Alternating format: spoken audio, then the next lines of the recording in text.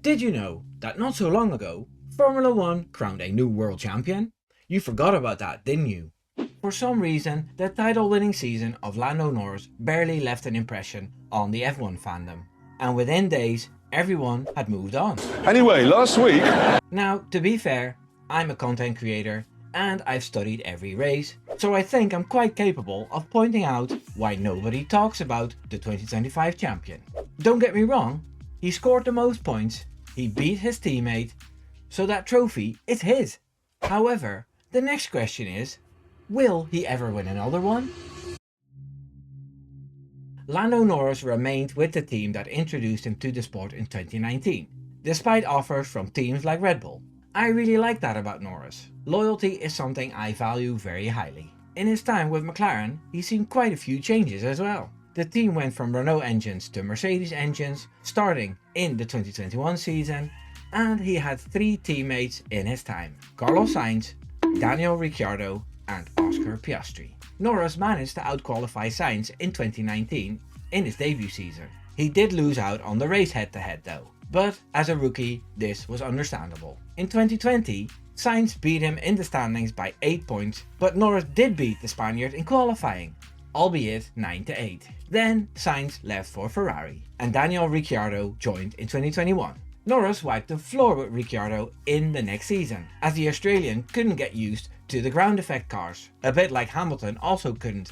In 2023, Oscar Piastri arrived, and he did make it a lot harder on Norris. But he hasn't beaten Lando over a season yet. Even last season, when Oscar was quite a bit ahead in the standings, Piastri couldn't hold on to the lead and even finished third after Max Verstappen made a huge comeback. So it's safe to say that Lando Norris is a wonderful, skilled and talented Formula 1 driver. So why isn't he talked about more then? Well, it's probably because he's not a very spectacular driver. His style is a bit bland and careful, he takes his time when he needs to make a move, and he doesn't fight dirty. He's a bit vanilla compared to the other one-time champions. Nigel Mansell was a madman, Nico Rosberg was very feisty going up against Lewis Hamilton. Damon Hill was pestered by Schumacher for ages, but eventually got it done. Where do you rank Norris between these champions? Below them, you say? And herein also lies the key to why I think he won't win another championship. The 2025 title came with a very dominant car. The MCL39 was a beast that did well on every single track. Max Verstappen said that if he had that car at his disposal, he'd have the title in his pocket months earlier. So what was it that made Lando Norris lose so many points then? If you look at his finishing positions over the whole season, he was always there or thereabouts. And that's where the problem lies, I think. In many races where he had the fastest car, he let Verstappen and Piastri get the better of him. Especially at the start of the season, there were races where Piastri made more decisive moves on a slower Verstappen, whereas Norris took a few laps longer, giving Piastri the chance to get ahead more. Some of the points lost for Norris were the team's fault, as they insisted on winning the title without a clear number 1 driver, and therefore screwing both drivers, and it made the fans very angry. Qatar was a great example of a race where Norris should have been pitted even if he didn't lead the race. They didn't at lap 7 in a race with mandatory pit stops, and it cost Norris a lot of points, finishing in P4. Now, I'm a Verstappen fan, and he has such a dominant presence in his team that this would not have happened to him.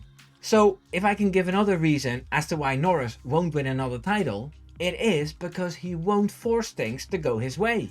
Besides a bunch of cringy, whining radio conversations between him and Will Joseph, I doubt there will be a time when Lando slams the table and tells people exactly what he wants. Then there's the way he's dealt with high pressure situations on track. Canada was a great example of a driver under pressure to beat his teammate and bottling it. Or the times he wasn't at one with the car, overpushed it, and had poor quality results. All these traits add up to a whole lot of possible points lost. And if it wasn't for his dominant MCL39 he drove, he would not have been champion in 2025. Now tell me, in all honesty, do you think he'll ever get such a package again?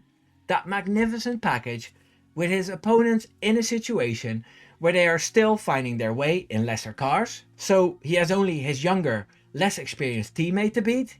A teammate who's shown that he'll make mistakes once learns from it, and then comes back stronger. Oscar Piastri still has a higher ceiling, I'm sure of that. He'll even get harder to beat, thus taking more points from each other in the process. No, Lando Norris can thank his lucky start for a season like 2025. The stars aligned for him to win it, and I doubt it'll happen again. Too many things need to go right once again. He achieved his lifelong dream, he did it in the end when it counted, but it wasn't a glorious, memorable championship. Those were won by the guys before him. I think as Formula 1 fans we've been spoiled with the previous two champions we had.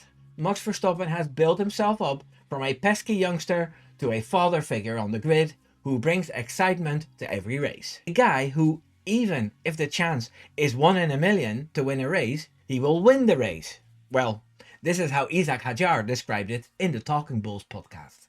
Maybe we've grown accustomed to a dominant driver in a dominant car executing perfect races, making it look easy. Because, let's face it, Lewis Hamilton in the glory days of Mercedes did the same thing. Of course, Hamilton always needed to find his rhythm at the start of each season, which allowed Bottas a few wins. But once he was locked in, he executed his races as well.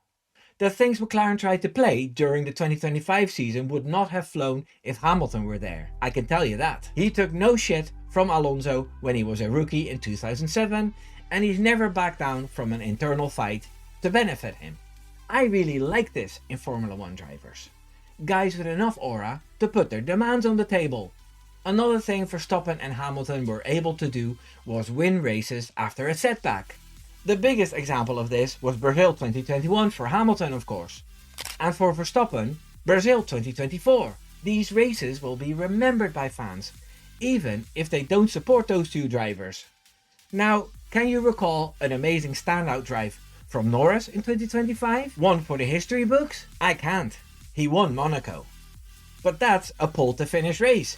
Other than that, I, as a non-Lando fan, can't recall a race from him out of the 7 he won that makes me go, wow, that was amazing. How the hell did he manage that? He did it. He won the title by 2 points, and that's about it. This is why we don't see amazing clips of Lando on social media. This is why we see his fans blasting Verstappen once again for comments made by Checo on a podcast. The latest thing Lando fans post about now is the interview Verstappen did with Swiss newspaper Blick. They make a big deal out of what Max said about the Antonelli incident and tried to turn the way he accepted what happened into something negative. It's sad really. After Verstappen won the 2024 season, I made a dozen videos about his amazing races and expectations for the next season. The Norris fans prefer to talk about Max. It's all they have, it seems. Now, for 2026, I hope to see a different winner again. If it can't be Verstappen, obviously, then let it be Piastri or even George Russell in the Mercedes. Really?